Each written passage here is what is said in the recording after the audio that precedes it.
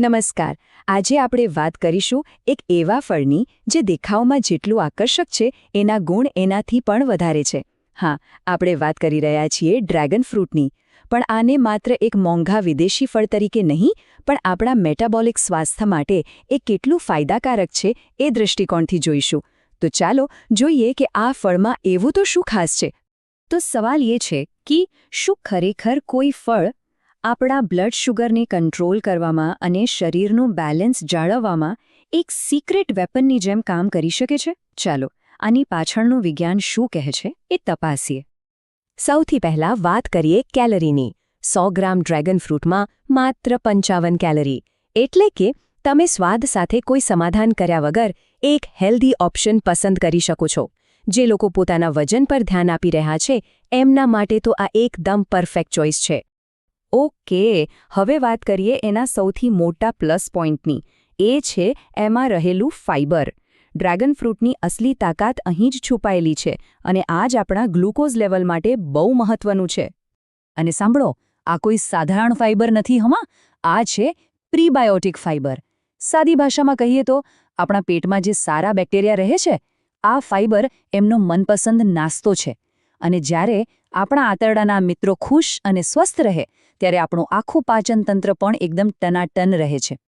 તો આ કામ કઈ રીતે કરે છે? ચાલો સમજીએ. જ્યારે આપણે ડ્રેગન ફ્રૂટ ખાઈએ છીએ ત્યારે એનું ફાઇબર પેટમાં જઈને પાણી સાથે ભળીને એક જાડી જેલ જેવું બનાવે છે. હવે આ જેલ શું કરે છે? એ આખી પાચન પ્રક્રિયાને ધીમી પાડી દે છે. એના કારણે ખોરાકમાંથી જે શુગર છે એ લોહીમાં એકદમ ધીરે ધીરે ભળે છે. એટલે પેલો જે અચાનક શુગર સ્પાઇક આવે ને એ આવતો જ નથી. અને વાત અહીં જ પૂરી નથી થતી.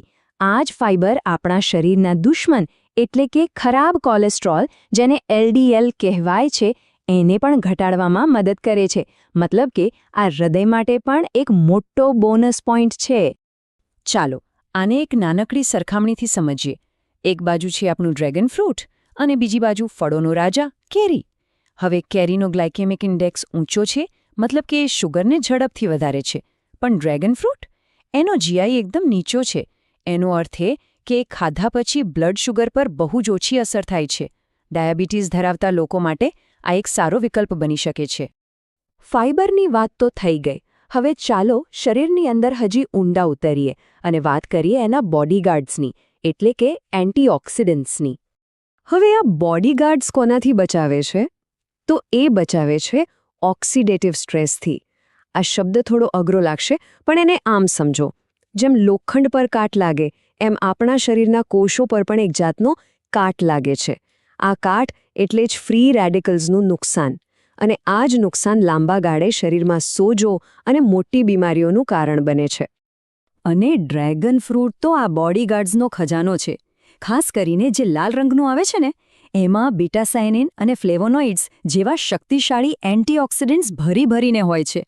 આ બધા મળીને પહેલા હુમલાખોર ફ્રી રેડિકલ્સને પકડીને શાંત કરી દે છે, શરીરમાં સોજો ઓછો કરે છે અને આપણા કોષોને એક રીતે સુરક્ષા કવચ પૂરું પાડે છે. આનો વ્યવહારિક ફાયદો શું? તો આ એન્ટીઓક્સિડન્ટ્સ ફેટી લિવર જેવી તકલીફોમાં કે પછી નસોમાં જે કચરો જમા થાય છે એને રોકવામાં અને શરીરમાં ચાલતા લાંબા ગાળાના સોજાને કાબૂમાં લેવામાં ખરેખર મદદરૂપ થઈ શકે છે. ચાલો હવે વાત કરીએ ડ્રેગન ફ્રૂટની આખી સપોર્ટ ટીમની. કારણ કે આમાં ફાઇબર અને એન્ટીઓક્સિડન્ટ સિવાય પણ ઘણું બધું છે જે આપણા મેટાબોલિઝમ માટે કામ કરે છે. આ ટીમનો એક સુપર હીરો છે મેગ્નેશિયમ. આમ તો નાનું ખનિજ છે, પણ આપણા શરીરમાં 300થી પણ વધુ કામકાજ સંભાળે છે. અને એમાંનું એક સૌથી અગત્યનું કામ છે ગ્લુકોઝને એનર્જીમાં બદલવાનું. અને 100 ગ્રામ ડ્રેગન ફ્રૂટમાંથી લગભગ 18 મિલીગ્રામ જેટલું મેગ્નેશિયમ મળી રહે છે. હવે એક મજાની વાત, ડ્રેગન ફ્રૂટમાં જે કાળા નાના બીજ હોય છે એને ક્યારેય ધ્યાનથી જોયા છે? એ ખાલી શોભા માટે નથી. એમાં છુપાયેલો છે હેલ્ધી ફેટ્સનો ખજાનો, ઓમેગા 3 અને ઓમેગા 9.